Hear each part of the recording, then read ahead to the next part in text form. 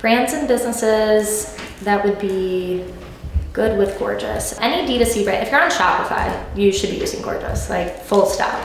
I think any D2C brand that has a tech stack with like some of your big key players, like anything that you need to integrate into where your customers are at, like that's where you want to be doing this. I think the limit does not exist, right? Like you can be clothing, you can be shoes, you can be vitamins, you can be bidets, you can be literally anything. So I think brand type, I think if you're on Shopify, I think if you have a tech stack already talking to each other, Gorgias fits into that really, really nicely, like out of the box. That was one of the biggest things in choosing Gorgias. It just worked. Like, have you ever just used software that just works? It just doesn't really happen.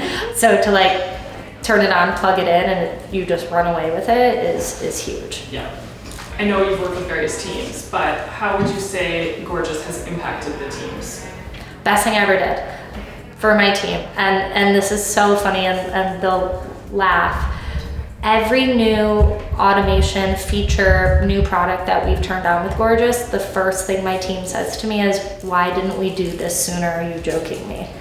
At like literally every single one. So it's been huge. It's easy to use, it's fun to use. Like if your job is emailing strangers all day long, you want to enjoy the thing you're doing it on. And like, so like all the little Easter eggs, it looks nice to use. It works really quickly. We're saving time. We're automating things that should be automated right away. We don't have to think too much, and we get to spend more time on the creative part of what else can we do? Like, what's the next thing? Like, where can we take this from here? So we've taken a lot of work off of all these manual pieces and parts, and I let my team, like, they're not just like email monkeys. They get to like use their brains like full breadth of like any topic you can think of, whether it's like digging into the data, using a new feature, using an automation, like turning on a rule. Like they get to do all of that instead of answering emails their entire lives for 40 hours a week. Yeah, totally.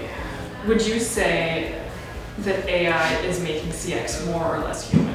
I think it actually makes it more human. And I know that sounds a little backwards, but my perspective is if it's your team's job to do emails all day long, they don't want to do emails all day long, right? But imagine, and like the way we look at it is, if you don't want to do emails all day long, you want to open up the rest of your day to do the other fun parts of your job, the creative thinking, the strategy, the analyzing thing, all those different things.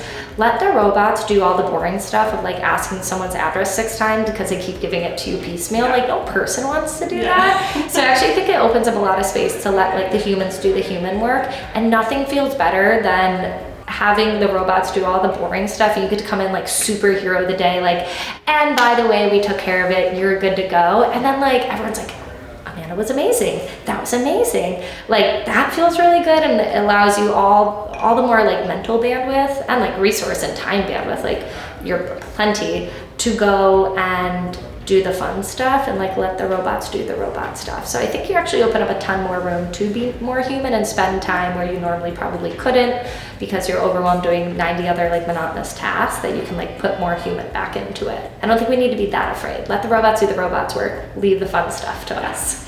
What would you say to brands or companies that are hesitant about AI and CX? Okay, to be fair, I was hesitant about AI. I am like quick to research, slow to adopt. I get scared. I'm risk adverse. I don't want to create more work. Yeah. Crawl, walk, run. You can like turn it on and turn it off if you don't like it. If you don't try it, you'll never know. But once you see it work on the smallest thing, you're like, what else can it do? What else can it do? And you can climb a mountain really, really fast. So to brands that are afraid, don't be afraid. It's so out there, and like what you'll gain from it, it's hard to grasp until you've done it, and you're like, why didn't I do that 6 months ago? Like what was I waiting for? So don't be afraid. Go slow, crawl, walk, run, and then sprint, and you'll be so happy you did. So you have been participating in the beta launch of AI Agent. Can you speak to the experience of setting it up? Like, what has it been like to set up AI Agent? Yeah, I was shocked at how well it worked. Like, again, I'm risk adverse, so I was like, it can't be that good. You set some very small parameters if you need to. Like, again, like we were like, let's go slow, let's have it only do this type of ticket. And it works out of the box. You can change the tone. I love that it gives you it's thinking feedback kind of in real time of like, this is what we reference, where we right, wrong, and you can steer it so you're not letting it run amok without knowing why it got there or how it got to an answer. But it's really a few clicks of a button and you give it a name.